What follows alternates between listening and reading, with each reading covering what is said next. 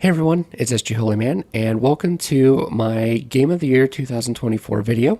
It's been a while since I've done one of these. I think the last one was in 2022, but I've said this for the past couple months. I've really been wanting to get back to doing some more regular videos, so I figured, hey, why not? Let's start now. No, new year.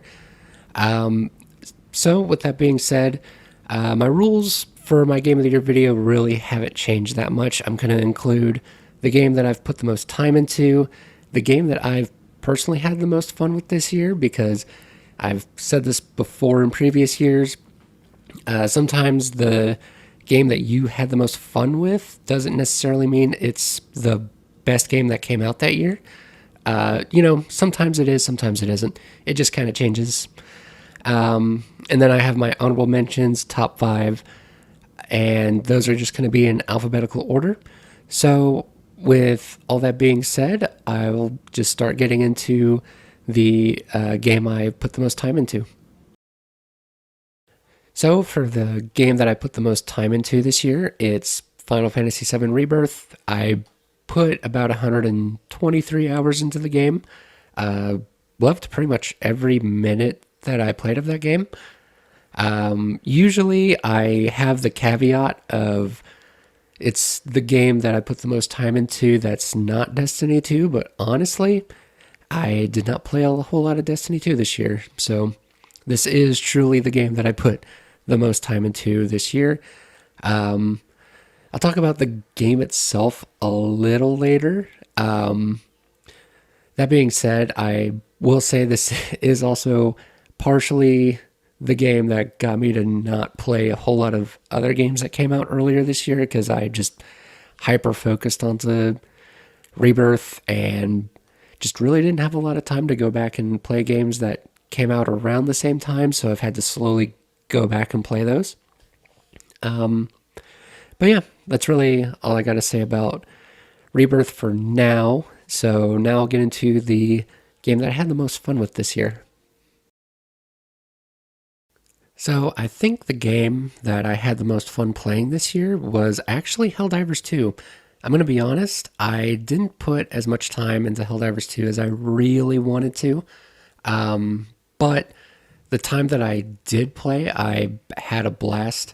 I will admit it got stale for just a little bit. I do think they took a little bit too long to put like a new enemy type into the game, which to me did kind of hurt it. I'll talk about it a little later. But yeah, the time that I did put into it, like I said, it was probably some of the most fun that I had this year. So with that out of the way, I'll start getting into my honorable mentions. So for my honorable mentions, first one up, I was just talking about it, is Helldivers 2. Like I said, had a lot of fun, and it's really cool that that game is constantly updated.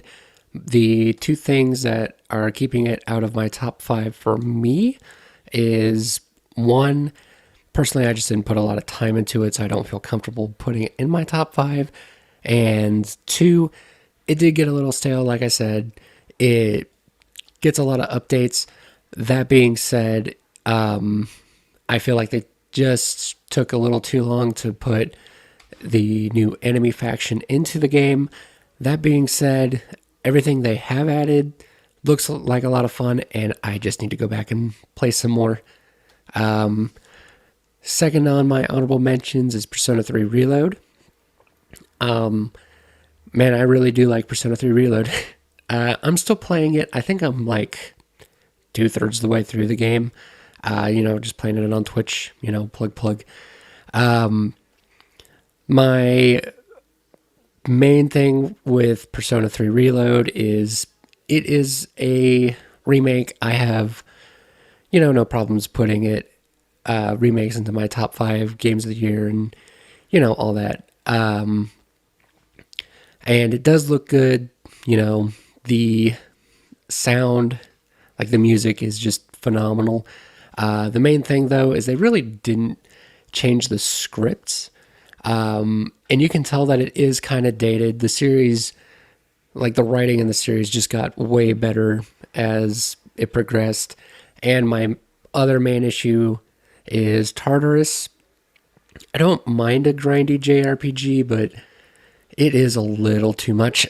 And also, the palaces in Persona 5 are just really good. It's hard to top. So, it's kind of why Persona 3 Reloads and my honorable mention. And then my final honorable mention is Tekken 8. It is a great game. And I did put a good amount of time into Tekken 8. It has probably the best story mode in all of fighting games. My main thing with it is it's just Tekken as a whole. Like, I like the games. I'll find a character. I like this time it's Lily. And like I'll put a little bit of time into ranked, and then just for whatever reason, I just don't stick with Tekken, and I don't know why that is. I can't really figure it out because it is more of my kind of game too, but I don't know. But yeah, that's why I put it into my honorable mentions. So with those out of the way, I'll get into my personal top 5 games from 2024. Like I said, these are all in alphabetical order. So the first game in my top 5 is Animal Well, and it's one of the surprises of the year. I knew absolutely nothing about it going in, and I'm glad I played it that way. It's a great little Metroidvania. I love the atmosphere in it. It's pretty short, but honestly, I'm okay with that. It doesn't overstay its welcome, and a lot of the puzzles were just really fun to work your way through. I did not 100% it, but honestly, that's okay.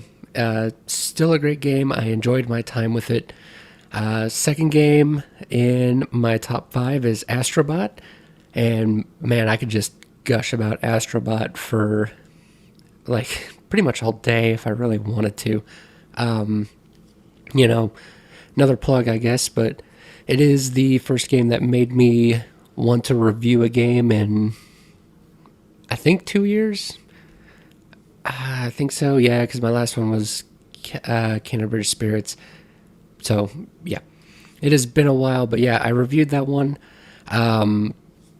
Just real quickly, all the levels are great. The gameplay itself is amazing. Soundtrack's pretty good, and just all the care they put into that game makes it truly special. And the post-launch support has been great too. I usually don't play a lot of speedrun levels at all, but I've played all of them. 4 of the 5 were great, and the Christmas level too was excellent. So the only thing I can say is I am definitely ready for some more Astrobot. The third game in my top 5 for 2024 is Final Fantasy VII Rebirth. Like I said, that game took up a huge chunk of my time last year. I enjoyed every bit of it, though. A lot of the issues that I had with the first part of this remake trilogy, they fixed. The combat is way better. There's a lot more to do. The open worlds, they handled that pretty great. I enjoyed all the side contents as well. And the story, it's still 95% faithful to the original, but the changes that they are making are smart changes, and I enjoy it. So, I don't know when they're going to release the third part, but I'm excited. The fourth game in my top 5 is Life is Strange Double Exposure. Fun fact, I actually had a review written and planned for that game. I just didn't get around to making it, unfortunately. But I actually really enjoyed it. I don't think Double Exposure is my favorite in the series. I still think that goes to, the game that came before. I know I'm going to remember it here. Maybe I have it written down. True Colors, that's what it is. Sorry about that. But yeah, I still think True Colors is the better game, but I really enjoyed Double Exposure. It was fun going back to play as Max, seeing what she's been up to, following her story. Her somewhat new powers were interesting. They used them in some interesting ways. The game's definitely not perfect, but still one of my favorite games that I played from last year. And finally, it's the game that's up on screen. It's Stellar Blade. I'm going to be honest, I really did not like it at first. It took me a couple sessions to really get into the game, and it's kind of been slowly growing on me. I'll be honest. One of my main issues was combat's just a little too slow, but I added some upgrades to make combat faster, and it just feels so much better. Just the slight increase. But yeah, this is clearly inspired by Nier Automata. I don't think it's that good, but it is a pretty solid game in its own right. That being said, I am only, I think they said 55% of the way through. So, a little risky putting it on my list in general because, it could crap the bed in the second half of the game. But, from what I played, it's pretty solid. And I have no problem putting it in my top 5. So, with all that being said, my personal game of the year is, no real shocker, it's Astrobot. Like I said, man, that game is great.